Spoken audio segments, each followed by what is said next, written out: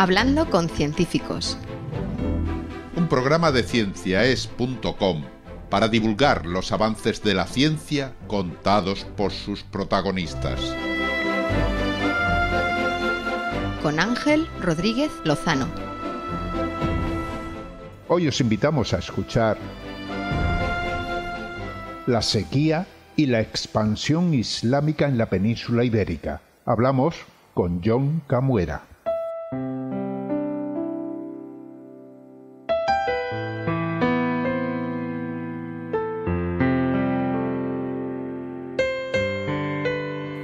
A lo largo de la historia de la humanidad, los ascensos y caídas de imperios, reinos y países han estado controlados por factores económicos, sociales y políticos.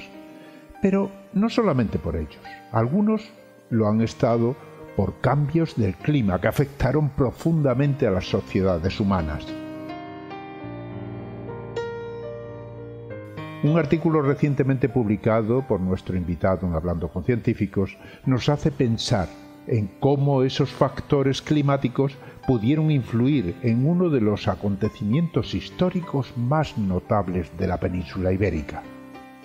Su punto culminante tuvo lugar en el año 711, cuando los ejércitos del califato musulmán omeya cruzaron el estrecho de Gibraltar e invadieron y conquistaron en muy pocos años la península ibérica, gobernada hasta entonces por el reino visigodo. Ahora, el estudio de John Camuera y su equipo nos invita a analizar otros aspectos de la conquista que están relacionados con un cambio en las condiciones climáticas de la zona en aquella época.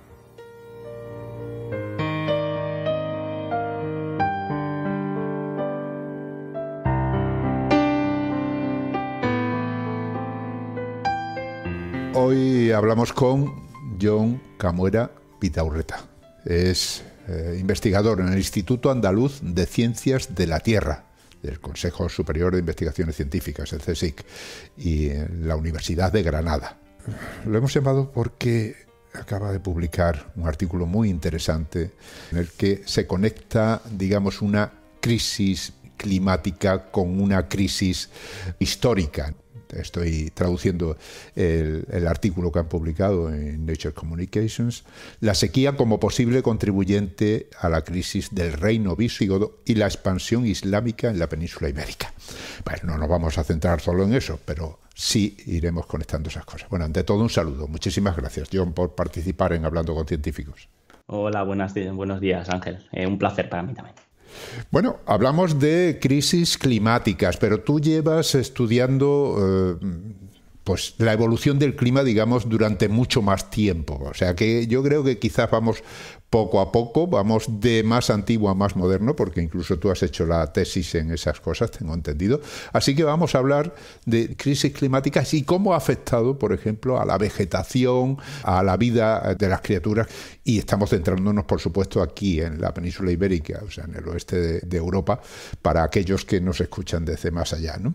Cuéntanos, ¿por dónde empezamos? ¿Cómo podemos hablar de esa evolución del clima? Pues mira, a ver, el clima al fin y al cabo siempre, ha ido variando, ¿no? Son oscilaciones como si fuesen unas ondas que, hay periodos en los que el clima es más cálido, más húmedo y otros periodos que es más seco y más frío. Esto viene dado un poco por los cambios orbitales. Si algunos de los oyentes han escuchado alguna vez, por ejemplo, las variaciones de Milankovitch, que son pues, cambios en la excentricidad, que quiere decir pues, que el Sol se acerca y se aleja más con respecto a la órbita, con respecto al Sol. Otros cambios en los cuales, la Tierra tiene el ángulo que tiene de los polos se inclina más o se pone un poco más recto, digamos, y esas variaciones también, las primeras de las que hablábamos son variaciones de 100.000 años, las segundas estas son de alrededor de 20.000, que son las de precesión. Entonces, esta combinación de todos estos factores, ¿no? A nivel orbital dan cambios en el clima. Y en concreto nosotros, por ejemplo, nos centramos en los últimos 200.000 años en el sur de la península ibérica. Hice la tesis en Padul, que es un pueblillo al sur de Granada, Y la verdad es que Padul es una zona muy, muy especial porque tiene una laguna que permite estudiar estos cambios, tanto de la vegetación como de todas las cuestiones que se te puedan ocurrir a nivel de microorganismos, etcétera.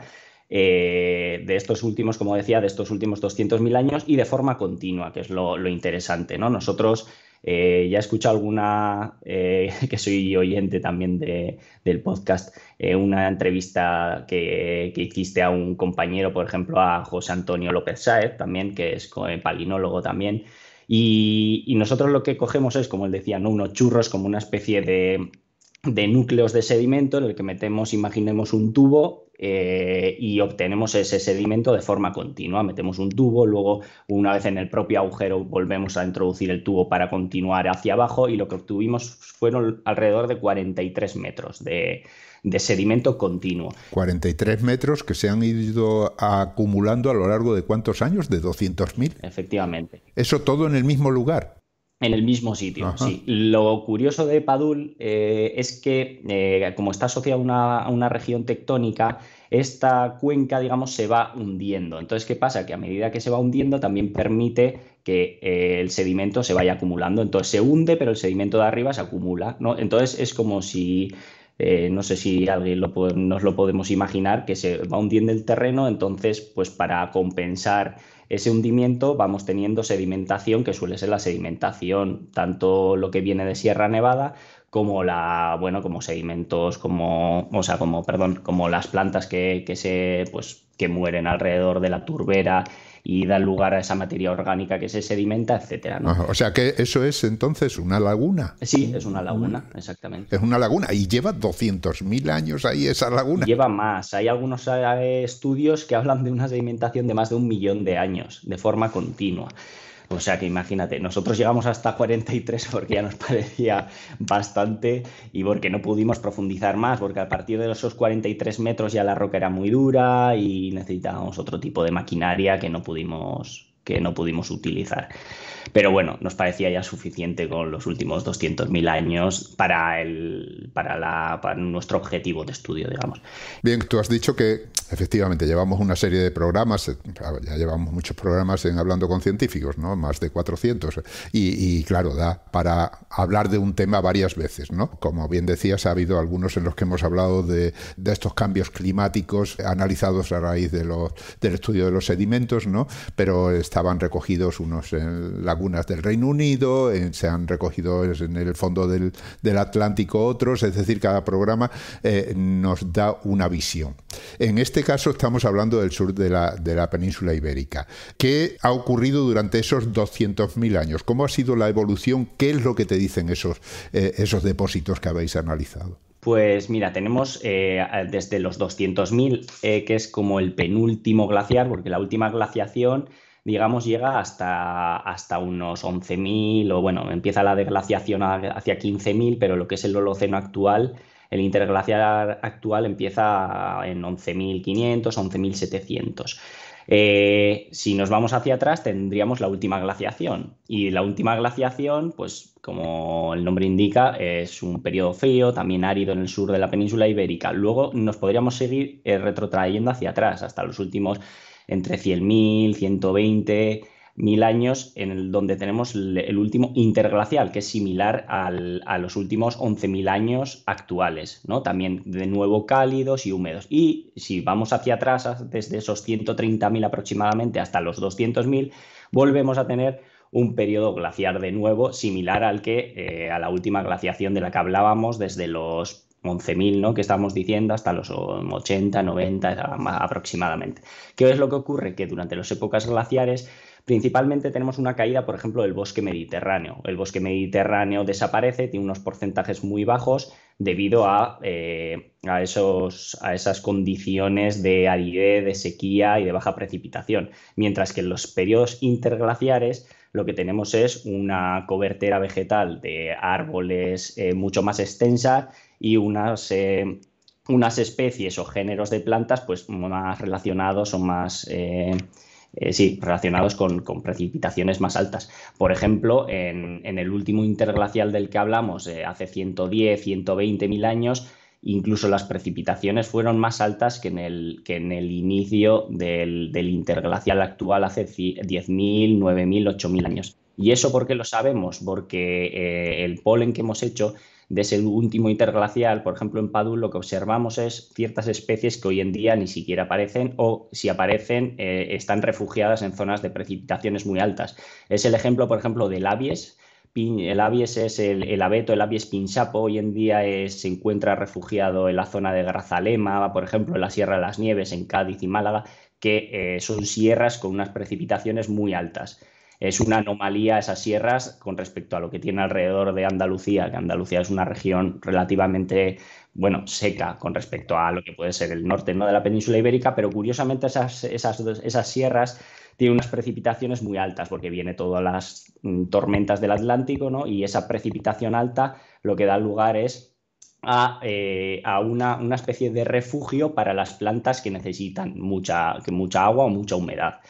Entonces, en Padul, que hoy en día estamos hablando que la precipitación media anual ronda los 400 milímetros, 450, nos encontramos tanto Abies, ese abeto pinsapo del que hablamos, que hoy en día está en Grazalema, que necesita precipitaciones por encima de los 700, 800 milímetros, pero también nos encontramos el carpe, por ejemplo. El carpe, que es el Carpinus en nombre científico, hoy en día solo está en la península ibérica, en Navarra, en el Pirineo y ya en Europa.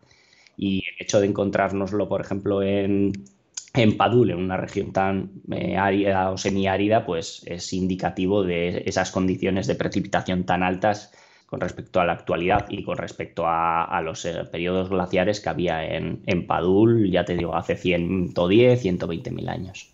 Lógicamente vosotros habéis analizado ahí el polen, ¿no?, almacenado dentro de esos testigos que habéis ido recogiendo, porque lógicamente no queda constancia de las dimensiones de esos árboles o demás, pero el polen ya te indica con claridad de qué especie se trata, ¿no? Sí, eso es. Podemos identificar, en ocasiones llegamos a especies, muy pocas veces, pero en la mayoría pues con identificar el género, o a veces ni siquiera el género, en muchas ocasiones simplemente la familia, pero nos da bastante, a pesar de que podamos identificar solo la familia, nos da bastante información con respecto a esos cambios en la precipitación o en la temperatura. Principalmente aquí en el sur de la península ibérica estos cambios suelen estar más asociados a la precipitación, porque es una región, al fin y al cabo, si esto es una cosa también curiosa, quizá para la gente, si nos movemos al norte de Europa, por ejemplo, yo que estuve haciendo también una postdoctoral en Finlandia, allí los cambios en la vegetación dependen de la temperatura, porque es el factor dominante en el cual una especie aparece o desaparece. Digamos que, imaginemos Finlandia, Noruega, Suecia, les da igual que haya una precipitación o que la precipitación descienda a 200, 300 milímetros anuales, o que aumente, porque ese factor principal o por el cual las especies cambian no es la precipitación, sino la temperatura. En el sur de la península, ¿qué ocurre? Que como bajemos aquí en Granada 200, 300 milímetros, nos quedamos casi en cero.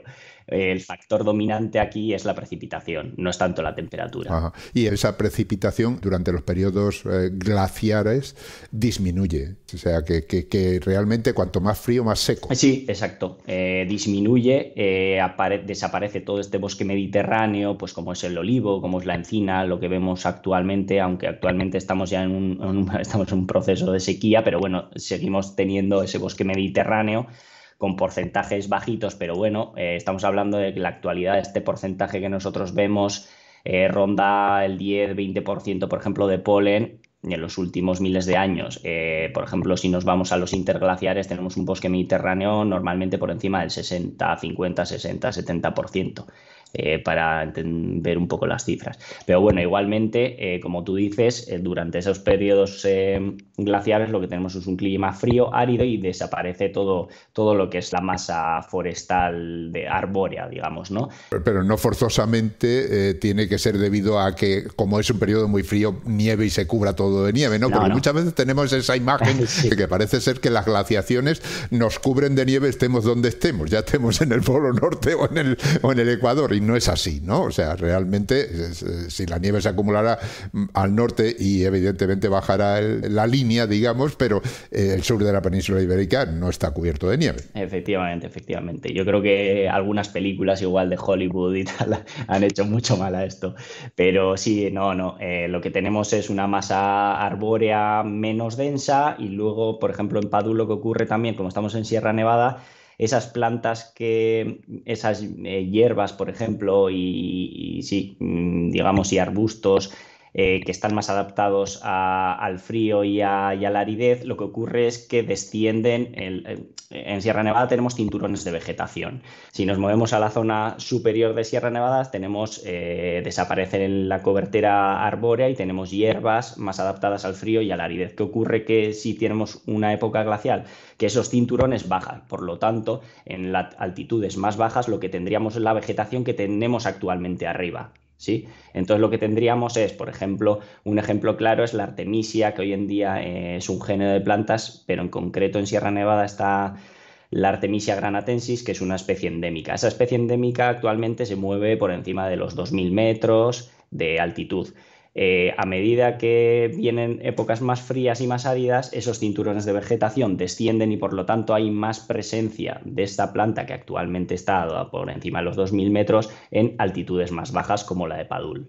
No quiere decir que esté todo lleno de artemisia y de hierbas en las altitudes más bajas de Sierra Nevada, pero sí hay más predominancia a que aparezcan esas plantas herbáceas o esos arbustos adaptados más al frío y a la aridez. Claro, o sea que al fin y al cabo esas variaciones climáticas van forzando, digamos, la vegetación a adaptarse a lugares que ya tienen condiciones y a lo mejor antes no tenían para que ellas se establezcan, y otros, como con las nuevas condiciones no pueden sobrevivir, se adaptan a otros lugares más propicios, ¿no? O sea que ahí hay siempre, a medida que va variando en esos ciclos de clima, la vegetación va variando también y adaptándose a ella, ¿no?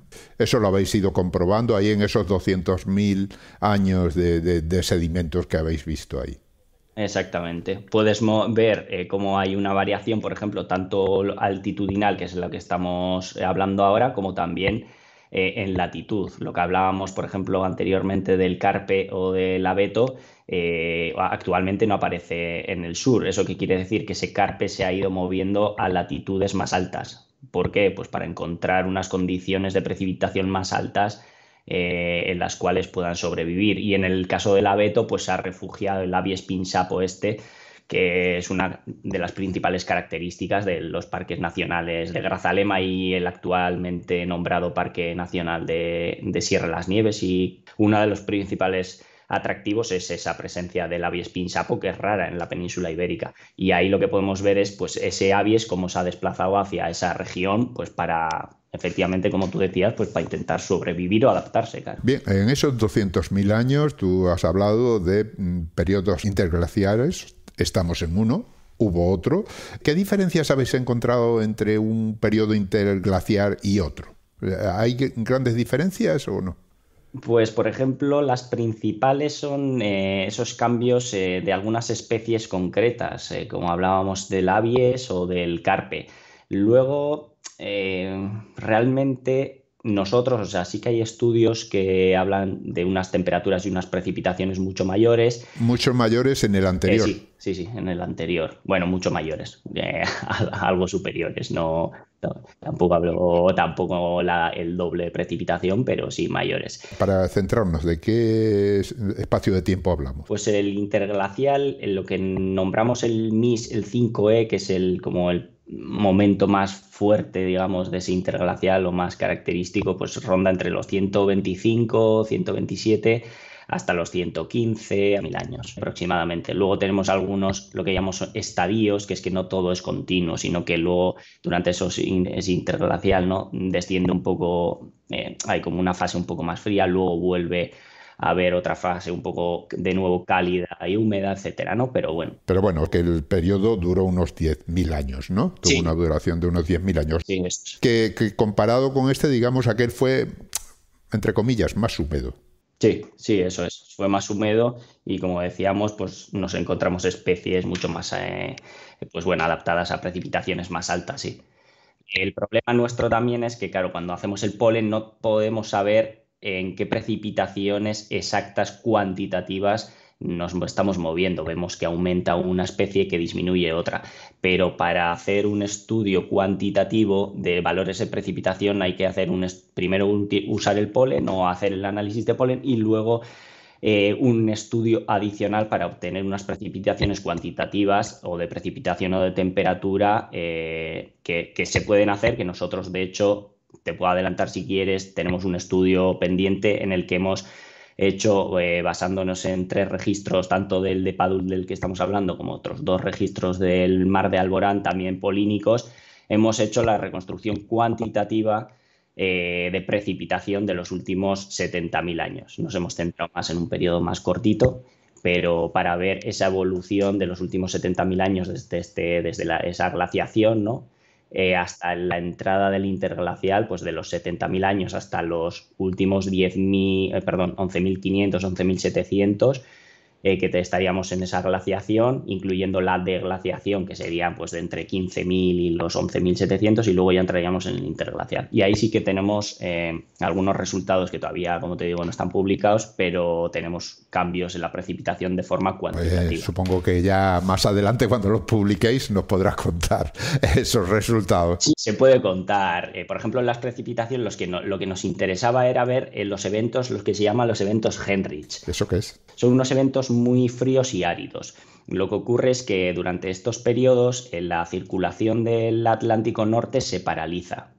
Hay una reducción de esa actividad del Atlántico Norte, y las entradas de las tormentas que vienen desde el Atlántico, ¿no? Desde las Azores, que suelen traer humedad y calor. Por eso actualmente el clima en el Mediterráneo y Europa, con respecto a las mismas latitudes, por ejemplo, de América, de Nueva York, por ejemplo, aquí las temperaturas son más cálidas y también hay más humedad. No hay más que ver, volviendo al tema, por ejemplo, las películas, todas las películas en Nueva York del invierno es todo nevado, curiosamente, ¿no? Todas estas películas de Navidad en Nueva York, etcétera. Y aquí es raro que haya esas... A la misma latitud, sin embargo, aquí es raro. Y todo gracias a esas corrientes, que sí se supone que si esas corrientes se detienen, que es una de las amenazas que tenemos, evidentemente cambiará el clima. Vamos a dejarlo ahí entre comillas, ¿no? Sí, verdad. Lo que ocurre durante esos eventos Heinrich, esos estadios Heinrich,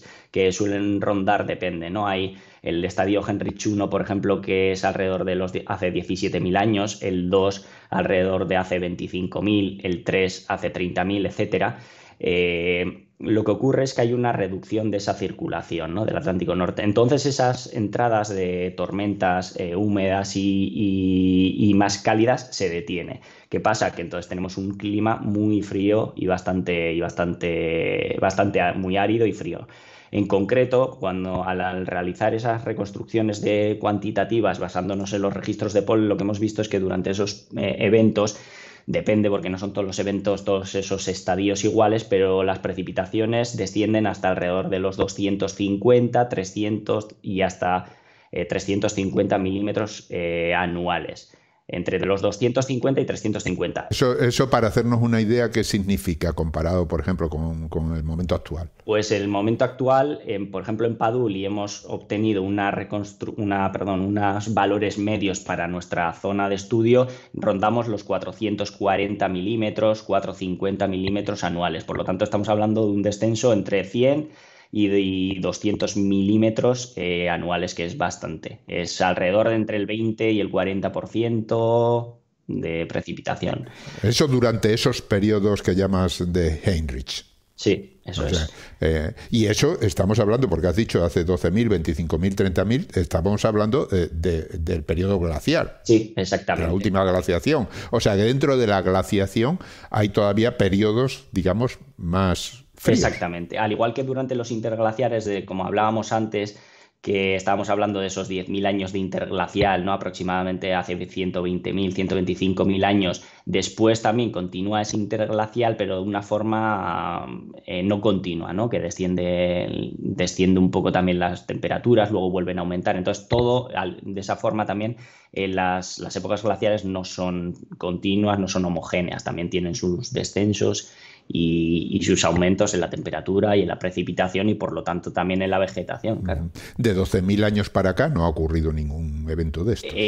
Tan fuertes no, pero sí que hay algunos eventos como a nivel paleoclimático son bastante importantes, el que se llama el 8.2, que es el que ocurrió hace 8.200 años, el 4.2, el que ocurrió hace 4.200 años, que son dentro de este periodo interglaciar de los últimos, como tú dices, 12.000, 11.700 años, son épocas o sí, eventos en los que de alguna forma desciende la precipitación o descienden las temperaturas o ambas.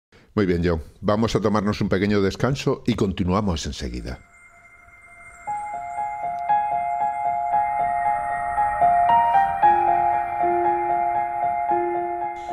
Estáis escuchando Hablando con Científicos, un podcast de cienciaes.com para divulgar la ciencia de la mano de sus protagonistas. En nuestra página web podéis encontrar más de 400 entrevistas con científicos de todas las disciplinas. Os invitamos a escucharlas y compartirlas en redes sociales con vuestros amigos y conocidos. Cienciaes.com ofrece un conjunto de podcasts de acceso libre y gratuito a través de iTunes, Spotify, Google Podcasts, iVoox, TuneIn y muchas más plataformas. Y Radio Cienciaes. Todo en cienciaes.com.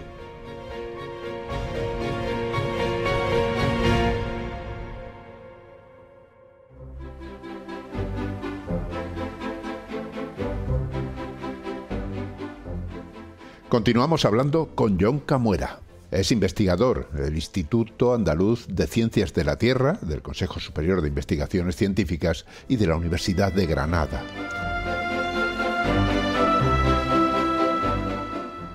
John, estábamos dando un repaso a lo que había sucedido durante los últimos 200.000 años a raíz de esas investigaciones que habéis ido haciendo y ya nos acercamos a épocas más recientes. Hablabas de esos eventos Heinrich que habían sucedido a lo largo de los últimos 12.000 años, ya dentro de este periodo interglacial en el que estamos inmersos.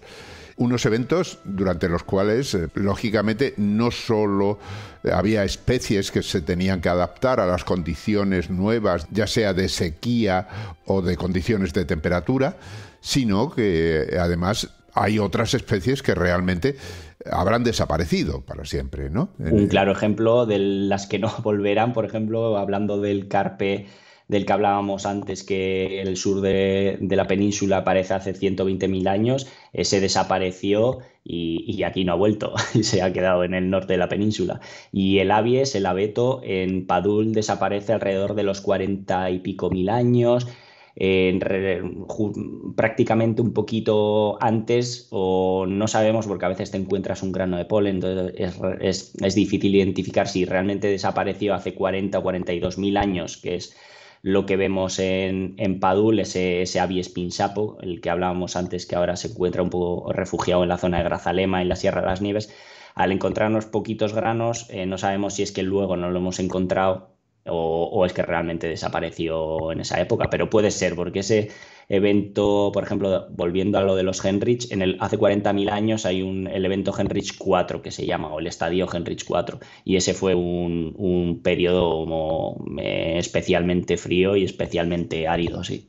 Por lo tanto, no es destacable, no podríamos descartar que desapareciera durante ese periodo, sí. Bien, más o menos nos hemos hecho una idea general de cómo va evolucionando el clima a lo largo de los últimos 200.000 años, pero claro, ahora estamos en un periodo interglacial, además un periodo especial. Especial porque estamos nosotros. Eso es lo primero que hay que decir, ¿no? En los anteriores estaban nuestros ancestros, pero ni dejaron constancia escrita y lo único que nos quedan son unos pocos restos fósiles y demás. Este periodo interglacial que dices que empieza hace unos 11.500 años, continúa en la actualidad, pero claro, eso no significa que haya sido un cambio estable, eso lo hemos comprobado, ¿no? O sea, y a lo largo de ese tiempo se han ido desarrollando las civilizaciones. Entre ellas, pues aquí en la península ibérica, pues hemos tenido una serie de eventos históricos de los que ya tenemos más constancia. Pero ahí en ese estudio que vosotros habéis publicado en Nature Communications, hacéis una conexión muy clara entre lo que es los cambios climáticos y las crisis históricas ya relacionadas con el ser humano.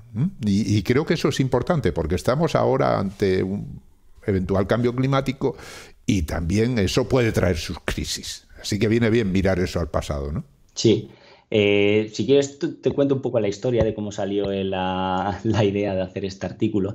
Nosotros nos pusimos en contacto con uno de los coautores, el tercer autor de este artículo, José Soto Chica, que, bueno, hablas con él sobre historia y es una auténtica biblioteca con patas. Y estaba muy interesado en, pues, precisamente en este finales del el final del reinado visigodo y la entrada de los musulmanes. Él es especialista en tanto de la época medieval, la época romana, etcétera. Pero bueno, está interesado, pues, esos finales del siglo VII. Si nosotros podríamos de alguna forma observar en los registros climáticos, si tuviésemos registros climáticos de alta resolución, observar si se veía alguna especie de cambio en la precipitación, en las temperaturas. ¿Y esto por qué? Porque él tiene un montón de fuentes históricas que señalaban que durante este periodo, alrededor de finales del siglo VII, hacia el 680, 690, etcétera, había muchas fuentes históricas que hablaban de, pues, que Hispania había sufrido unas hambrunas muy fuertes como resultado de unas sequías terribles, que la peste y el hambre estaban asolando Hispania, etcétera, ¿no? Vamos a centrarnos un poco históricamente porque como tenemos muchos oyentes que están fuera de España y no conocen bien a lo mejor la historia, conviene dejarlo claro para que no se nos pierda nadie, ¿no? Estamos hablando del siglo V, cuando se desintegró, digamos, el Imperio Romano de Occidente y fueron sustituidos por el reino visigodo. Y tras el reino visigodo, ya en el siglo VIII, en el 711, se produjo una invasión, la invasión musulmana, y la península ibérica fue conquistada, digamos, por los musulmanes y ya pasó a ser la España árabe, ¿no? Todo eso se ha producido durante ese tiempo. Y ahora vosotros decís, además, esta persona que has mencionado, José Soto Chica, ¿qué le llamaremos? Porque creo que viene bien eso de que nos cuente y nos refresque la memoria y sobre todo que aporte datos que no conocemos, pues habla de que además de esos acontecimientos históricos hay una historia climática que va moviéndose al mismo tiempo, ¿no? Y que están interrelacionadas unas cosas con otras. Gracias por poner en contexto un poco a nivel histórico, porque era importante, sí, lo había pasado por alto. Entonces, bueno, como siguiendo lo que estaba comentando, pues él veía ciertas fuentes históricas durante ese final del reino visigodo ya a finales del siglo VII, como decías tú, ya en el 711, ya a principios del siguiente siglo, del siglo VIII ya, entran los musulmanes, pero esa época final del siglo VII y entrada y principios del VIII, pues hay muchas fuentes que indican, pues, periodos de sequía, temperaturas muy bajas, etcétera, ¿no? Entonces, bueno, nos preguntó a ver si había alguna opción. Claro, en los registros paleoclimáticos normalmente el obtener un registro con una resolución por debajo de los 50 años suele ser bastante complicado. Los espeleotemas, por ejemplo, de hecho en relación con esto hay un artículo que se publicó en el 2022 también con la expansión del Islam, no aquí en la península, sino en la península arábiga.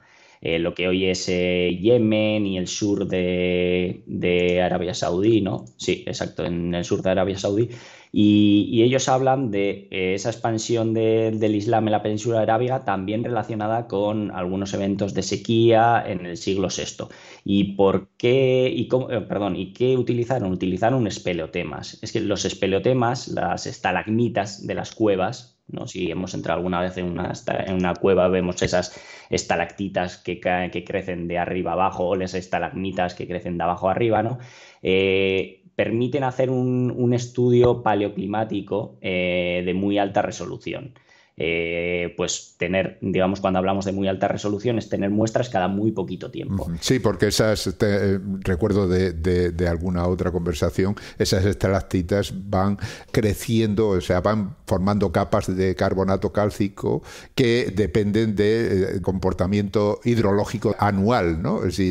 Si ha habido mucha lluvia, la capa es más gruesa, si es... en otras palabras, o sea, crecen como los anillos de los árboles, ¿no? Y se pueden ir viendo el cambio año a año.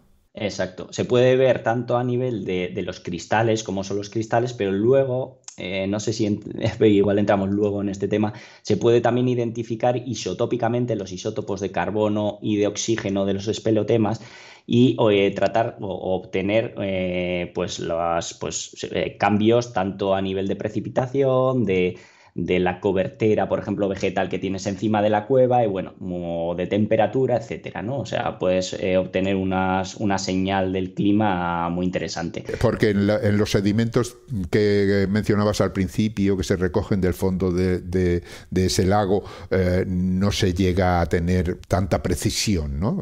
Tan cortos espacios de tiempo, ¿no? Claro, es complicado porque podemos analizar, en el caso del polen, por ejemplo, en Padul, que la tasa hay mucho sedimento acumulado, se dice que la tasa de sedimentación es muy alta, es que tenemos mucho sedimento y por lo tanto cada centímetro son menos años, que es lo interesante. Cuanto el centímetro represente menos años, para hacer cosas o estudios paleoclimáticos de alta resolución, de ver eventos pequeños, ¿no? De pequeña escala, es interesante. Aún así, es raro encontrar, como decía antes, registros que estén por debajo de que cada centímetro represente menos de 50 años, por ejemplo. Claro, si estamos intentando ver unos eventos como volviendo al tema de final de la época visigoda, unos cambios que probablemente sean sequías o no sabíamos, pero si hay alguna sequía, desde luego no va a durar 50 o 100 años. Pueden ser sequías que duren 5, que duren 10, entonces necesitamos algo de muy alta resolución. En el caso de los espeleotemas, nosotros no teníamos espeleotemas que hubiésemos analizado, porque yo tampoco estoy especializado en estudios de espeleotemas. Ahora un poquillo más porque estamos trabajando en ciertas cosas, pero no mucho. Entonces yo, como estaba especializado en el estudio palinológico, en el polen, lo que se nos ocurrió es hacer una recopilación de muchos registros polínicos de la península ibérica y del sur de Marruecos y combinarlos, coger una especie que fuese representativa de un cambio climático o de una posible sequía o de precipitaciones muy bajas. En este caso cogimos la artemisia. La artemisia, como habíamos hablado anteriormente, es una planta que se encuentra hoy en día, es un género, que se encuentra distribuido en todo el Mediterráneo y luego, hay muchas especies. Ese es el género, podemos tener hasta, no sé si por encima de las 2000 especies, pero en general suelen ser buenas indicadoras de precipitaciones bajas. Entonces cogimos esa plantilla, esa hierba, recopilamos más de 100 registros en la península ibérica y Marruecos, de 107 en concreto, y los unimos entre ellos de alguna forma. Lo que hacemos es combinar todos esos registros para tratar de aumentar la resolución. Sí, bueno, cada uno tiene su periodo de tiempo y su, digamos, forma de comportarse ante un determinado periodo y vais recogiendo información de todos y entre todos formáis una única historia, ¿no? Exacto, entre todos lo que hacemos es unificarlos, tener un único registro en vez de 107 registros, porque con 107 registros trabajar es una locura. Entonces lo que haces es combinarlos todos y trabajar con un único registro. Una vez tienes ese registro con sus subidas, bajadas de abundancia de esa planta, como decíamos antes, si en el caso de que tengamos más presencia o más abundancia de esa artemisia, tendríamos unas condiciones más áridas y si desciende esa artemisia, quiere decir que aumentan otro tipo de plantas adaptadas a más precipitación y por lo tanto pues condiciones más húmedas. O sea que es un indicador estupendo de los periodos de sequía, podemos decir. Exacto. Entonces lo que cogimos que fue pues un periodo que nos era interesante, que era entre el año 450 y el año 950. Le aplicamos un análisis estadístico para ver si esos cambios, esos aumentos o esos descensos son significativos o no. ¿Qué quiere decir? que si en una escala temporal, si imaginamos un eje X, ¿no? Un eje horizontal, que es el tiempo, y tenemos un punto que de repente sube, un dato que aumenta y un dato que desciende en el eje vertical, sí, puede ser representativo o no, puede ser un error analítico.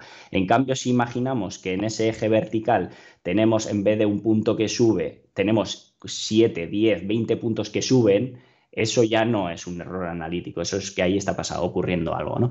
Entonces aplicamos eso y lo que obtuvimos es una serie de periodos en los que la artemisia aumentaba. Y en concreto, bueno, los periodos son a mediados del siglo VI, entre el año 545 y el 570. Luego tenemos otro, que es el que le interesaba a José y el que nos interesaba a nosotros también, que es el del entre el año 695 y el 725.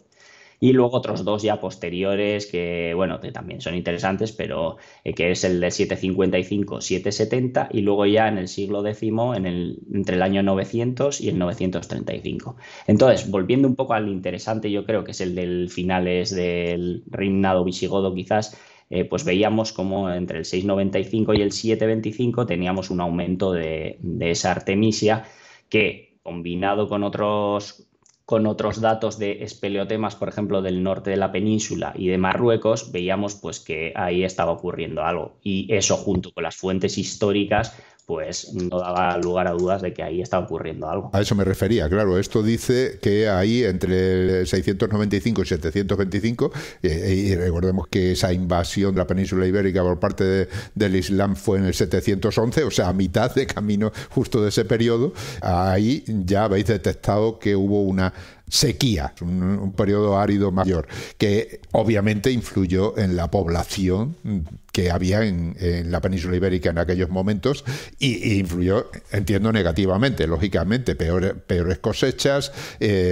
problemas ya de supervivencia, imagino que problemas también de otro tipo, en el que, claro, todas las crisis llevan asociados una serie de problemas adicionales, como pueden ser pues lucha por la supervivencia, básicamente, ¿no? O sea, guerras, inestabilidades políticas y todas esas cosas. Pero, claro, ¿los registros históricos concuerdan con esa historia que yo estoy contando? Sí, exactamente. Hay que pensar también que, claro, una población del norte de África, si estamos viendo que estos registros en la península ibérica ya tienen un fuerte periodo de sequía, en el norte de África probablemente esa sequía fuese aún mayor. Por lo tanto, estamos hablando que esa población del norte de África o bien se desplaza hacia el norte o no tiene mucha más opción de supervivencia. Como bien dices, durante el periodo medieval, al final, se estima que más del 60% de la riqueza se basaba en la agricultura, ¿no? Entonces, si tú tienes un periodo de sequía muy fuerte, tu subsistencia y toda la economía se basa en eso, se basa en la producción agrícola, en lo que cultives. Entonces, esa población del norte de África pues no tenía más remedio que desplazarse hacia la península ibérica, pasar el estrecho de Gibraltar y tratar de entrar en la península. Ahí hay un conflicto entre si es un movimiento humano o de población debido a que se encontraban en unas condiciones climáticas peores o era ya una invasión ya militar. Eso es otro tema que tampoco me quiero meter porque ya es más espinoso, ¿no? Pero sí. Pero es un tema interesantísimo porque los desplazamientos de población están, en ese caso, forzados por la necesidad, como está ocurriendo ahora en muchos lugares de África, y tenemos ahí una serie de personas que tienen que salir porque no pueden sobrevivir, ¿no? Y aunque lo hagan, pues en las condiciones en las que estamos viendo que se están haciendo, pero en aquellos tiempos, además, también hay una población más adaptada a la sequía, digamos, porque están en una región tradicionalmente más seca, como es el norte de África, ¿no? Claro. Para entender, por ejemplo, y no hay que retrotraerse mucho en el tiempo, hablando en cuanto a esa inestabilidad que pueda generar unas sequías, si nos vamos a la propia guerra de Siria del 2011, la primavera árabe, etcétera, porque en cuanto ya pasan 10 años ya se nos olvidan las cosas y no nos damos cuenta, pero entre el 2006 y el 2009-2010, estamos hablando de entre 4 o 5 años antes, hasta el año anterior a comenzar esa guerra, los descensos de la precipitación en Siria rondan, en el este de Siria en concreto, el 40% menos de precipitación con respecto a lo que era normal. ¿Qué quiere decir? ¿Que esa guerra es causa de una sequía? Pues no, o sea, quiero decir, no es que sea la causa principal, es un factor más que suma a una inestabilidad política, social que pueda ocurrir en ese momento. Pero si hay una inestabilidad social, política, y a eso le sumas como hablábamos antes, ¿no? De esa economía basada en la agricultura, si tienes un periodo de precipitaciones muy bajas, de unas sequías que duran 3, 4, 5 años, es el caldo de cultivo perfecto para que ahí ocurran cosas. Claro. Además, la conquista de la península ibérica por el Islam se produjo en poquísimo tiempo, ¿no? 15 años o cosas así. Lo que quiere decir que ese reino visigodo o esa población de la península ibérica en aquellos momentos estaba en muy bajas condiciones para repeler una invasión. Sí, además, claro, la población estaba muy dispersa, no es como en la actualidad que hay casi ciudades o pueblos cada 20, 30 kilómetros. Hay que pensar que esas poblaciones estaban principalmente en ciudades muy concretas, y en el centro de entre esas ciudades eran páramos. Por lo tanto, en cuanto en este caso entraron los musulmanes, ¿no? Pues claro, la expansión fue muy rápida y en parte, como tú dices, debido a ese debilitamiento, ¿no? de esa estructura social, económica, política, militar del reino visigodo. Habría que analizar bajo este punto de vista muchos conflictos históricos en las regiones de la tierra, ¿no? Sí, esto da lugar desde luego a muchas conversaciones de bar para intentar, en fin, pues en base o teniendo en cuenta ciertas inestabilidades políticas que puedan estar ocurriendo hoy en día, pues pensar que si además a todo eso le sumas un periodo o varios periodos de sequía que duren varios años, tendríamos que plantearnos hacia dónde movernos o si emigrar, y es lo que está ocurriendo, como tú bien decías, en el norte de África, claro. Uh-huh. Claro, es que hablamos mucho de cambio climático, ¿no? Se habla continuamente de eso, se habla de que cambiarán las condiciones, que las temperaturas subirán, que habrá mayores eventos, digamos, de alto riesgo o de más energía, como huracanes, etcétera, etcétera. Pero no se habla de qué influencia puede tener en las sociedades humanas, qué factores pueden influir a la hora de que se provoquen, digamos, grandes movimientos de población huyendo precisamente de esas condiciones adversas. O se habla muy poco, y eso es un factor importantísimo en estos momentos, además, con 8.000 millones de personas poblando el planeta. Sí, con el calentamiento global también actual, también es verdad que tenemos que tener en cuenta y entender que no todas las regiones del mundo el clima no va a actuar de la misma forma, no va a tener la misma señal. Y un ejemplo, por ejemplo, en los países nórdicos con un calentamiento global probablemente se vean relativamente beneficiados en el sentido, van a tener unas temperaturas quizá un poco más bajas. Y muy probablemente en el Mediterráneo tengamos que migrar hacia latitudes más altas. Con este aumento de las temperaturas hemos visto que todo el deshielo, por ejemplo, de los polos, lo que está ocurriendo es que hay un debilitamiento de la circulación del Atlántico Norte. Como antes estábamos hablando de esos eventos Heinrich o de la glaciación, en la cual esa circulación atlántica era muy débil, y por lo tanto las tormentas no llegaban, no todas esas tormentas que vienen del Atlántico cargadas de humedad y de calor no entran en Europa durante el aumento de temperaturas que estamos viviendo actualmente. Y ese deshielo, lo que puede ocurrir en el Atlántico es un debilitamiento de esa circulación, y por lo tanto que esas esas precipitaciones cargadas de humedad y temperatura no entren en el Mediterráneo. ¿Eso qué supone? Que Europa y en concreto el Mediterráneo podría tener una especie de pequeña glaciación, unas temperaturas más bajas porque no le está aportando calor esas tormentas que vienen del Atlántico, y también una sequía todavía más fuerte de la que tenemos actualmente. Por lo tanto, las condiciones aquí, en concreto en el sur de la península, no son muy No son halagüeñas, muy ¿no? halagos en ese sentido. Claro, bueno, también es verdad que nuestra sociedad ya no es una sociedad agrícola estricta, ¿no? Entonces ahí entran factores muy interesantes para estudiar. Sí, la adaptación, claro, con las tecnologías actuales, etcétera. Bueno, ese es un factor que, como tú bien dices, antiguamente no existía, bueno, no existía, o existía en menor medida, y tendremos que ver si la tecnología, las investigaciones actuales con respecto a esos, bueno, a esos, por ejemplo, productos o plantas que se puedan modificar genéticamente, que estén más adaptadas a sequías. Bueno, ahí hay muchas cuestiones a debatir y para intentar pues ver si las tecnologías y la evolución tecnológica actual puede combatir esas precipitaciones, por ejemplo, en el caso de la península ibérica, esas precipitaciones más bajas, etcétera, ¿no? ¿Existen registros arqueológicos que hablen de cambios en cuanto a la agricultura durante ese periodo del que hablamos, ¿no? Ese periodo que comprende entre el 695 y 725, que coincide con la expansión musulmana en la península ibérica? Sí, por ejemplo, en el artículo ya lo nombramos. Hay un cultivo de algunas especies que suelen estar más adaptadas a frío y a temperaturas más bajas y que las cultivan también en zonas más altas para intentar coger, ¿no?, esa precipitación de las zonas montañosas. También en cuanto a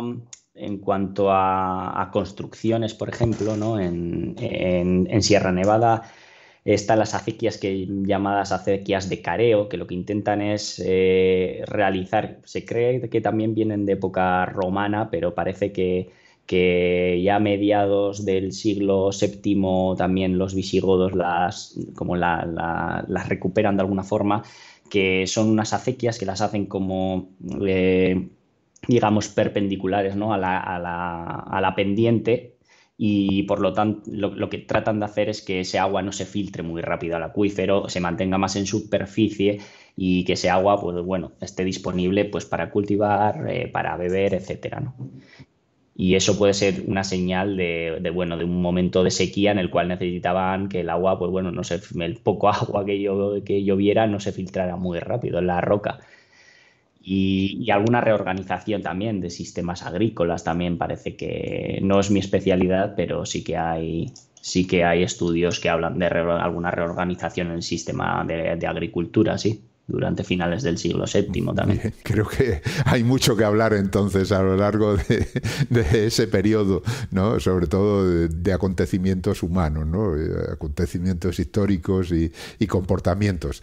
Hablaremos del tema. Bueno, el tiempo se nos echa encima y a mí siempre me gusta que, aunque has mencionado a algunos de los colaboradores que tienes, que hables del equipo, ¿no? Del equipo que habéis trabajado tanto en este artículo o el equipo con el que trabajas habitualmente ahí en la Universidad de Granada, ¿no?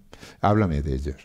Pues mira, yo ahora mismo tengo un contrato postdoctoral que ya se me acaba el año que viene, y estoy trabajando con Francisco Jiménez Espejo, también, que es especialista en paleoclimatología. Se ha centrado mucho en cuestiones de paleoclima en el océano. Y luego, pues bueno, con José Soto Chica también, a nivel de todos estos estudios históricos, de fuentes históricas, de recabar todas las fuentes históricas que tenía y más. Y ha sido, la verdad, que un trabajo muy interesante, sobre todo porque en ocasiones nosotros nos centramos mucho en lo que estamos haciendo, ¿no?, y no vemos más allá. Y el trabajar en otras áreas que te pueden aportar también una visión muy diferente y muy enriquecedora, en ocasiones, no sé por qué razón, pero no suele ser habitual. Nos centramos en nuestro paleoclima, en nuestro polen y de ahí nos salimos. Y el ver, por ejemplo, en el caso de José con Pepe, de que le llamamos, en el caso del trabajo con Pepe ha sido muy, muy enriquecedor en ese sentido, ¿no? Desde para ver esas cuestiones arqueológicas, de fuentes históricas, etcétera. Y luego también el resto de coautores, de Gonzalo, con Nono, con María José y con Manuel también, que nos ha aportado esa visión arqueológica, y luego con Lena, que es de Finlandia, la matemática que nos ha ayudado con el análisis estadístico. Pues todos ellos han sido esenciales, claro, en el desarrollo del trabajo, obviamente. Tenemos un poco, como ves, un grupo un poco multidisciplinar. Arqueólogos, eso es lo normal también. Eso es inevitable en estos momentos, si se quiere hacer algo coherente. Bueno, y háblame de ti, ¿cómo llegaste ahí? Para aquellos estudiantes que nos escuchan, pues si les interesa el tema, pues a lo mejor pueden seguir un poco tu ejemplo. Pues empecé con geología, haciendo la licenciatura ya del plan anterior en Bilbao. Yo soy de Deusto, de un barrio de Bilbao, hice geología allí, y ya luego me trasladé pues al realizar un máster en Madrid. Una vez estaba en Madrid ya apliqué para ese doctorado con Gonzalo Jiménez Moreno de la Universidad de Granada, con el que es también coautor de este artículo, y ya empecé allí. No había visto un polen en mi vida, y eso ya se lo comuniqué a él el primer día que llegué allí, pero la verdad que Gonzalo ha sido un director, vamos, muy, muy importante y esencial en el desarrollo mío desde la palinología, vamos, en cuanto a toda comprensión, ayuda, etcétera, ¿no? Y esos trabajos de polen, la verdad que me abrieron las puertas luego. El haber trabajado en el registro de Padul, por ejemplo, haciendo polen, me abrió las puertas para trabajar en Finlandia. Después de la tesis estuve 2 años y medio haciendo una postdoctoral con Heikki Seppä, que es de la Universidad de Helsinki. Él también es palinólogo, y ahí fue cuando empecé ya no solo a trabajar con polen, sino con reconstrucciones cuantitativas. Por lo que estábamos hablando antes, la evolución, por ejemplo, de la vegetación está muy bien, pero lo que vemos son, cuando tú tienes un diagrama de polen, ves que sube una planta en porcentaje, o baja una planta o sube otra. Eso, claro, a nivel cuantitativo, ¿cuánto es? ¿Cuánto llueve? ¿Qué implica a nivel de humedad, de temperaturas, ¿no? Y eso es lo que estuve pues aprendiendo allí en la Universidad de Helsinki. Y luego, después de ese postdoctoral, me vine de nuevo aquí al Instituto Andaluz de Ciencias de la Tierra, Granada, pues para continuar los estudios tanto de polen como, bueno, pues como sobre el que hemos estado hablando, un poco ya multidisciplinar, relacionado ya con cuestiones históricas, etc. Bueno, el tiempo se nos ha terminado, así que ya nos tenemos que despedir, no sin antes agradecerte estas explicaciones estupendas, y sobre todo por abrirnos la mente y hacer pensar en cuestiones en las que pensamos poco normalmente cuando oímos hablar de cambios de clima y demás.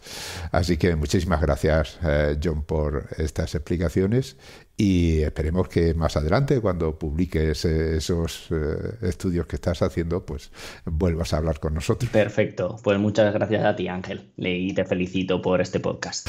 Hemos hablado con John Camuera Vidaurreta, es investigador en el Instituto Andaluz de Ciencias de la Tierra del Consejo Superior de Investigaciones Científicas y la Universidad de Granada.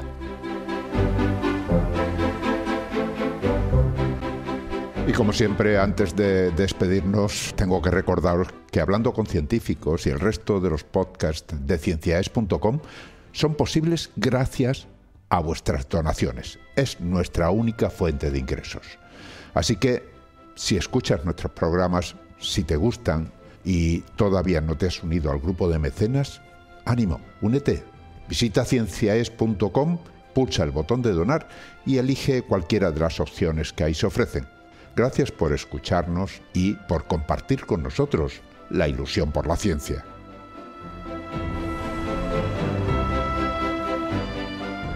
Han escuchado ustedes Hablando con Científicos, con Ángel Rodríguez Lozano. Cienciaes.com. Ciencia para escuchar.